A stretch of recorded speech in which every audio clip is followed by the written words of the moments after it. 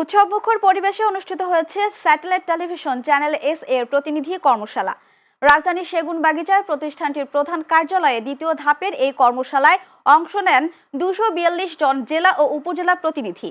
এ সময় বস্তুনিষ্ঠ সংবাদ সংগ্রহ ও প্রতিবেদন তৈরিতে প্রতিনিধিদের দক্ষতা বাড়াতে নানা দিক নির্দেশনা দেন চ্যানেল এস এর সংশ্লিষ্ট কর্মকর্তারা। আয়োজনকে ঘিরে আজ সকাল থেকে প্রতিনিধিদের মধ্যে ছিল উৎসাহ ও উদ্দীপনা। বিস্তারিত জানাচ্ছেন আর কে রেজা।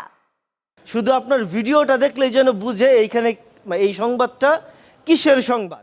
নতুন বছরে নতুন প্রত্যয়ে বস্তুনিষ্ঠ সংবাদ প্রচারের লক্ষ্যে দ্বিতীয় ধাপে 2 শতাধিক জেলা উপজেলার প্রতিনিধিকে নিয়ে প্রতিনিধি কর্মশালার আয়োজন করে স্যাটেলাইট টেলিভিশন চ্যানেল এস।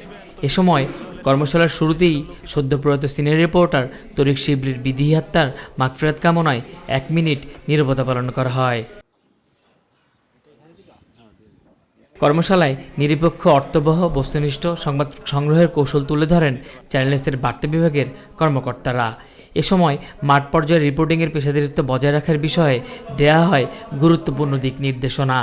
সাংবাদিকতা বিভিন্ন কোর্স চলছে, সেখানে গিয়ে আপনি 3 মাসের একটা কোর্স, 2 মাসের একটা কোর্স আপনি করলে তো আপনার কথাগুলো স্মার্ট হতো। আপনার টোন শুনলে আমরা যারা এখানে কাজ করি টোন শুনলে বুঝতে পারি এই ছেলেটা ভয় যাওয়া সম্ভব। 2-1টা শব্দ এদিক ওদিক হলেও বলে না ওকে দিল, কারণ আমরা লোক তুলতে চাই। কেন তুলতে চাই? আমাদের প্রেশারটা যাতে কমে যায়। চড়াই উতরাই আপনারা কিন্তু সাথে ছিলেন, প্রতিষ্ঠান কিন্তু এটা সম্পূর্ণ স্বীকার করে।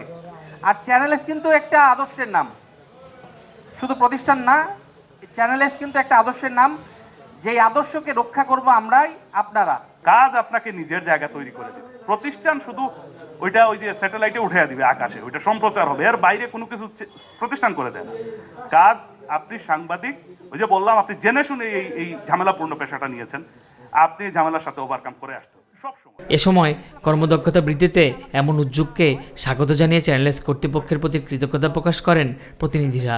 একই সঙ্গে প্রতিষ্ঠানের সুনাম অক্ষুণ্ণ রেখে দায়িত্বশীল সাংবাদিকতা করার অঙ্গীকারও ব্যক্ত করেন তারা।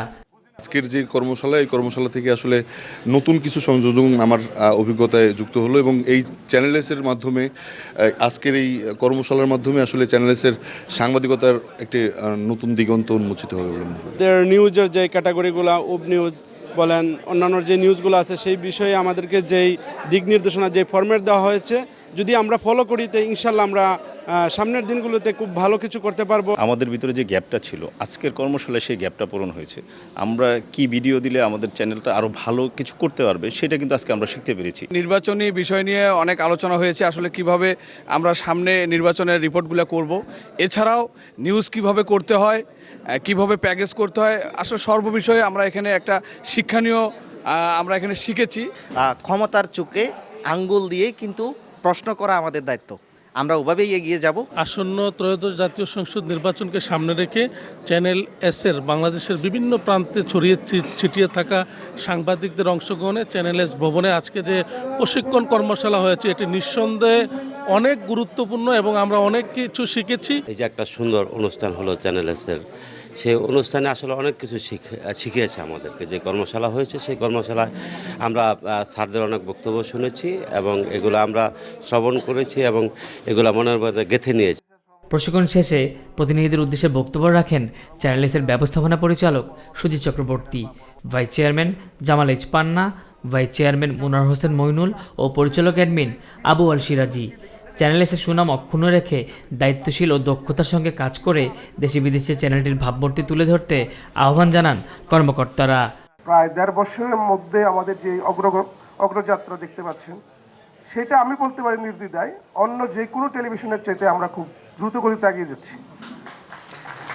এবং আপনাদের সবার সহযোগিতা লাগবে। সবার এই সহযোগিতায়, আমাদের সবার চেষ্টায় আশা করি প্রতিষ্ঠান আরো সামনে এগিয়ে যাবে।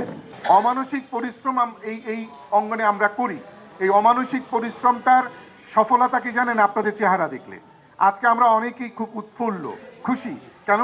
কারণ হচ্ছে আপনারা এটাকে ওন করেন, লাভ করেন কিনা। তাহলে ওনারশিপটা আমরা দেখতে চাই শেয়ারের মাধ্যমে, আপনাদের রেসপন্সের মাধ্যমে।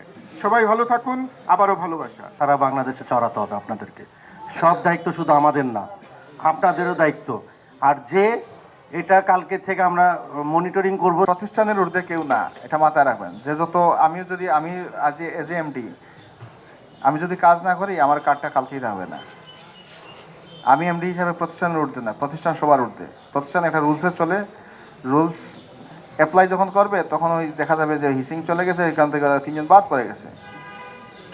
তো এটা বিষয় না, বিষয় হচ্ছে যে আমরা চাই যে আপনারা স্ব জায়গায় এস্টাবলিশড হন।